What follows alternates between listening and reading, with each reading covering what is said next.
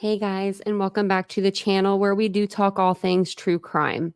If you are new to the channel, hi, hello, welcome. My name is Tanya, or Titanium Built. You can call me either or. And if you're a returning Titan coming back for another video, I do appreciate each and every one of you. Thank you guys for joining me today. So if you do appreciate the case coverage, I hope you will consider subscribing to the channel, hitting the like button, all the things that we ask you to do, You know how it goes. Today, we're going to be reading over Howard Bloom's Airmail article. We read over this on one of our previous lives, but I usually will put these in a pre-recorded as well. That way, if you just want to listen to just the audio of me reading it and not the commentary, um, I could do that for you. So that's what we're going to do today. I'm just going to read it on through for you guys that, want to just hear the article and don't want to pay the money for the article because they are very expensive. So I'm going to take me off the screen and I'm going to go ahead and start reading here for you guys.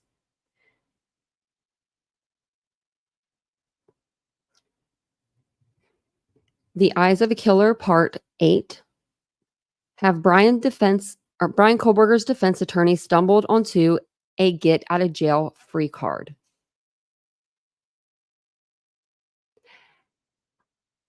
Ever try dodging a bullet? That's a challenge, all right. But suppose you need to dodge 5 bullets, and each of the 5 shooters has a long gun aimed straight at your heart. Oh, and you're strapped tight to a chair to boot. But that's how things could roll in Idaho in a death penalty case. Don't like the odds?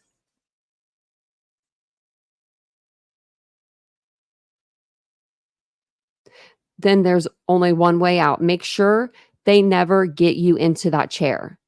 So your lawyers think and think and think until they stumble onto something, a loophole. And now, if the chips fall your way, it's a blindfolded Lady Justice who's thrashing in the chair, unable to wiggle free.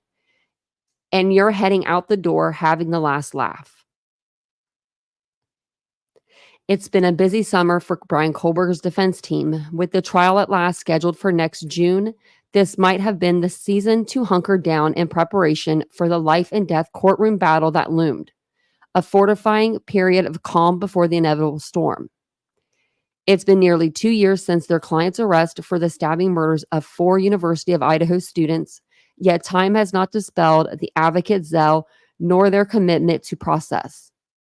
And so at the tail end of July, after a flurry of court appearances where they never missed an opportunity to doubtfully espouse their belief in Kohlberger's innocence, they filed a 300-plus page motion arguing that their client's constitutional rights to an impartial jury would be an impossibility if the trial were to play out in the small Idaho college town where the savage murders occurred. Instead, they wanted the proceedings moved to Boise, the capital city in the state's most populous, the comparison being relative, of course, county. In response, the prosecution has forcefully argued that it would not prejudice the case if the trial were to remain in the courthouse in Moscow, just a short jog from the victim's house on King Road. It would be impossible, they stated, to find any county in the state whose citizens were not aware of the events. This past Thursday, Judge John Judge heard the combatants' oral arguments as well as testimony from several expert witnesses who have already fortified the defense's motion with an attorney of bewildering charts and numbing statistics, with academic authority about the imagined mindset of the potential jurors. And at the conclusion of the nearly 6-hour hearing, we are still waiting for the judge's decision. Should the trial stay or go? I would say this is probably professionally the most difficult decision I've ever had to make, the judge agonized. There are some really important things to think about from both sides. Nevertheless, there is a good deal in the defense's motion and oral arguments that, at least to the observer, seems likely to strike that even-keeled judge as factious, cynical, and plain wrong-headed. Consider the desperate attempt to wring nefarious significance out of the Moscow Police Department's many public statements on the case. A thick pile of the actual postings was included in the motion, I suspect, to add heft to an otherwise thin argument.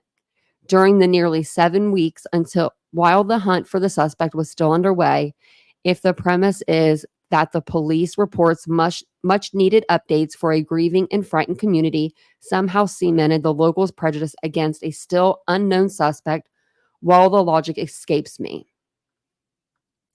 Then there's the claim that news articles, books, and internet posts consistently spread untruths about the murders. However, if the defense were so deeply committed to getting the actual facts out to the public, then why had it also been gung-ho in its support of a gag order? If law enforcement and legal authorities are prohibited from sharing their insider knowledge with the press, what did the defense believe would fill this vacuum? In fact, it is an inconvenient truth that the defense has done its own part to spread misinformation.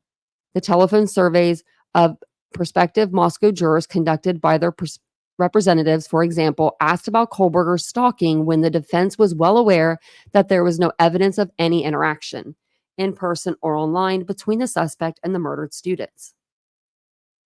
But arguably, the most misleading part of the motion is the description of Latah counties as a nice, quaint, close-knit community that sticks together. If only that were the case. The Moscow I have come to know seethes with barely repressed tensions. It's a town where a liberal university that wears the happy distinction of being voted the number one party school in the state is locked in constant conflict with a dominant church group set on turning the town into a theocracy. The Christian capital city of the Redoubt as the new fiercely conservative American frontier has been Christian. No ifs, ands, or buts, a local lawyer told me. There's a civil war getting ready to erupt in the streets of Moscow. The head of this church, Pastor Doug Wilson, has made it clear that he'd advise any of his parishioners serving on the jury to approach this responsibility with an open mind, particularly if a Moscow cop were to testify against Kohlberger. After all, we know that their officers have lied on the stand before, he explained, referring to cases involving church members who protested the town's pandemic restrictions. So much then for the defense's homilies about a close-knit community that sticks together and has already made its collective mind to convict their client. But at this hanging moment in the case, it's still very much a political affair, and one that is being followed with considerable interest in Idaho's corridors of power. It's my guess, therefore, that while the details of the defense's argument are spacious, its premise will go down well with the easygoing judge.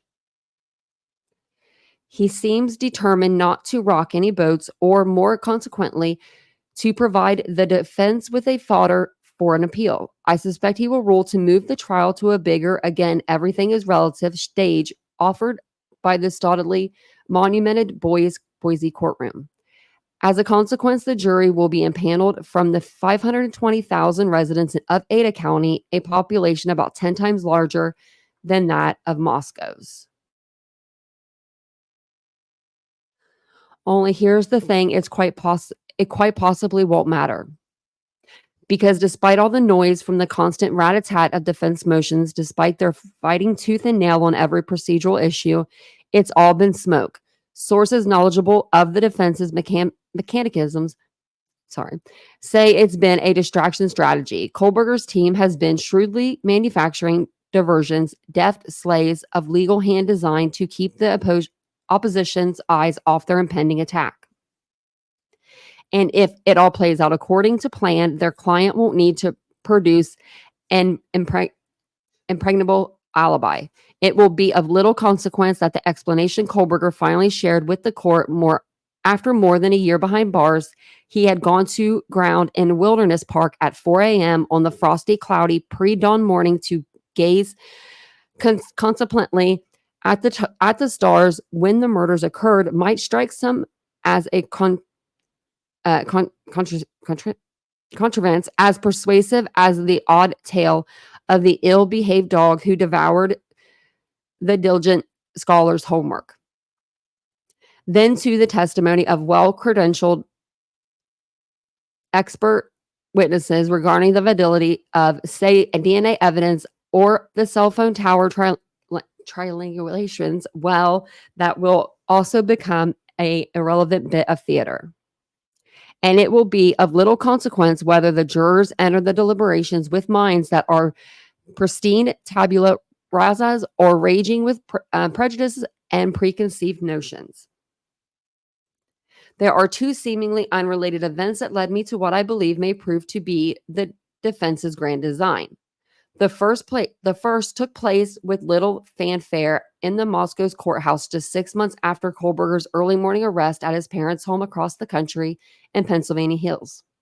Up to that moment, the prosecution had been offering only the scant evidence in the probable cause affidavit, surveillance footage that seemed to have caught Kohlberger's car leaving the scene of the crime, and potentially incriminating cell phone tower triangulation data to explain how authorities had, after nearly 7 long weeks, finally zeroed in on the suspect. And sure, DNA evidence was also mentioned, but forensic science only came into play after the authorities had rigorously built their case the old-fashioned way. It was merely the icing on the cake. Only that simply wasn't true, as the prosecution finally admitted. Bill Thompson, the Latah County prosecutor, famous in Moscow as much for his record of convictions as for his flowing white biblical beard, conceded for the first time last February that, well, maybe cracking the case was not so cut and dry. In fact, DNA, specifically the DNA found on the button snap of the knife sheath left tangled in the sheets in the third-floor bedroom where 2 of the victims were slaughtered, had been instrumental in pointing the way to Kohlberger from the start. The details, it would later be learned, were as follows. Matthew Gamet, the director of Idaho State Forensics Lab, had sent the minuscule bit of touch DNA, a cluster of cells smaller than a speck of floating dust and a whole lot less substantial, to Othram, a small Texas startup lab. The state already had contract with the firm to use its investigative genetic genealogy, IgG, techniques to solve cold cases. In one unsolved mystery after another, the Othram technicians had, against all odds, produced DNA profiles from evidence found in long-buried files so that it could now be uploaded to public genealogy sites to look for a match. Gamet's game-changing insight was that the genetic profiles produced by IgG could also be used to identify suspects in red-hot cases such as the Idaho State murders. And Othram quickly performed its technique magic, producing a profile from the DNA found at the button of the knife sheath. But then the FBI stepped in, insisting that the Bureau's forensic genealogists take over. The DNA was sent from Texas to the FBI's Quantico, Virginia facility.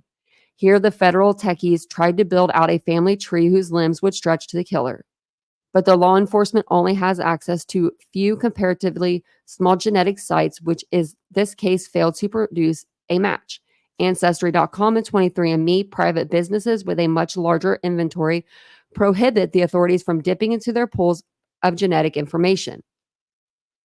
It wasn't until weeks later, prodded by the surveillance videos, that law enforcement surreptitiously collected DNA from Kohlberger's father, and this, presto, tied the DNA on the knife sheath to Brian Kohlberger. If that bit of deduction sounds vague, it's because it is, and that seems to be how the prosecution wants to keep things. Thompson maintains that the state is not required to reveal how it specifically used the DNA evidence to identify the suspect. The IgG process pointed law enforcement towards Kohlberger, Thompson argued in a court filing, but it did not provide law enforcement with substantive evidence of guilt. The IgG information is not the material to the preparation of the defense. The defense, however, demanded to see in effect how the investigative sausage was made. I'm concerned about the state's pathway of how Brian Kohlberger comes to their attention and is identified, defense attorney Ann Taylor challenged in an oral argument before the court last winter, demanding the release of the FBI's IgG records. Over a year into this case, and we're not sure.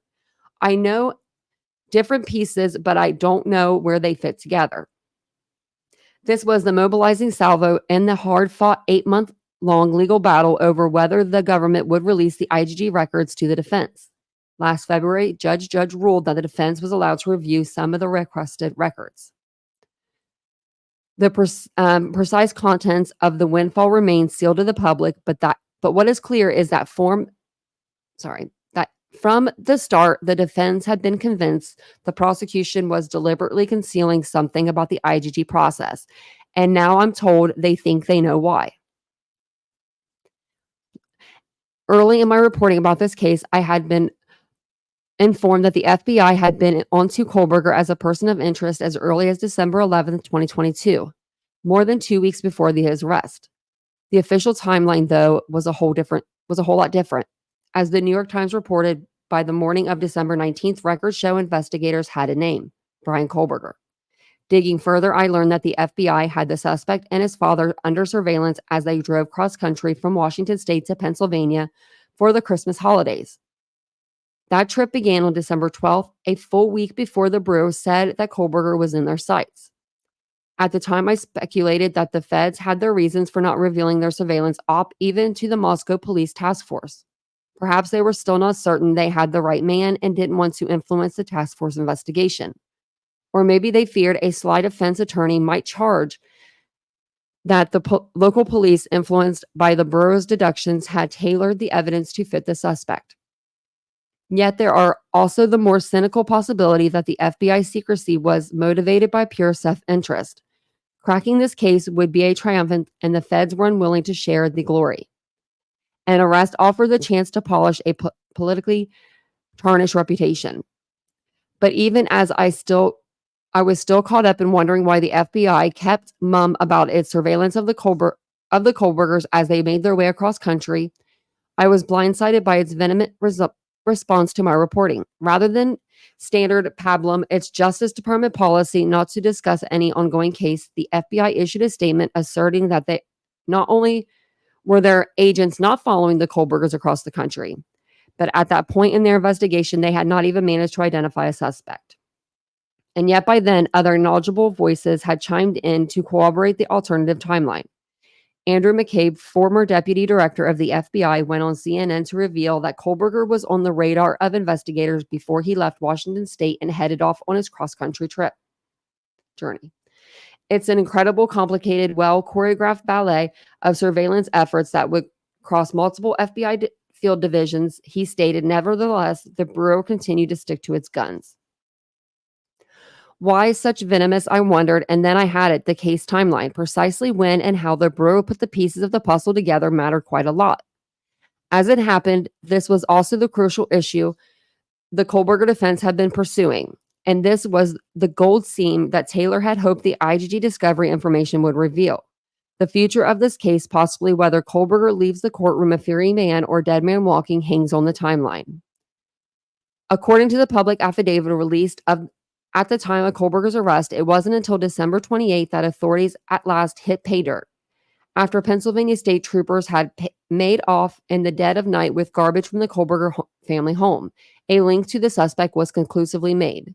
The DNA found in the detritus belonged with a 99.9998% certainty to the father of the man whose DNA was on the knife sheath. In that indisputable way, the father had branded his son a killer, and the authorities had at last had their man. Only what if the Bureau had identified Kohlberger earlier than they've admitted? What if they'd been able to make this discovery because the Bureau's genetic technicians had played fast and loose with the rules?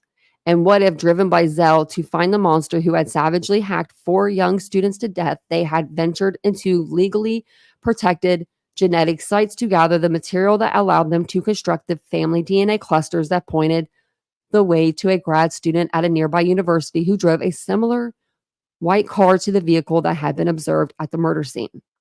Such a scenario would allow the defense to argue that Brian Kohlberger's Fourth Amendment rights have been violated, along with the rights of any of his relatives who had shared their genetic material with the expectation of privacy. In short, it would set motion the legal maneuverings that could get the entire case thrown out.